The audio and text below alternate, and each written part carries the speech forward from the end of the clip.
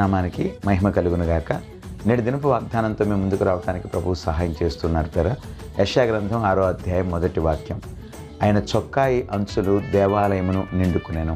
అవును దేవుని బిడ్డలారా, దేవాది దేవుని యొక్క సన్నిధి, ఆయన యొక్క కృప కటాక్షం ఎంత గొప్పవంటే, ఆయన వాగ్దానం చేస్తూ, ఆయన హెచ్చరిక చేస్తూ చెప్తున్న మాట, ఆకాశము నా సింహాసనము, భూమి నా పాదపీఠమని సెలవిచ్చినటువంటి గొప్ప దేవుడు, దేవుని యొక్క ఆలయంలో విశ్రాంతి దినపు గడియలలో ఆయన నివాసం ఉండేటువంటి దేవునిగా మనకు ఆయన పరిచయం చేయబడుతూ ఉన్నారు.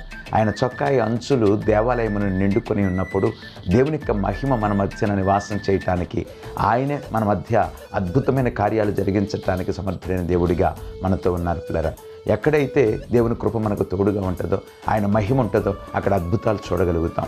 కనుక నేటి దినాన్ని విశ్రాంతి దినపు గడియలో పరిశుద్ధమైన దేవాతి దేవుడు మనతో ఉన్నారని, మన మధ్య ఉన్నారని నమ్మి విశ్వసించి దేవుని ఆలయానికి వెళదాం, దేవుణ్ణి ఆరాధిద్దాం. ప్రభు కృప మనందరికీ తోడై ఉండును గాక. ఆమేన్.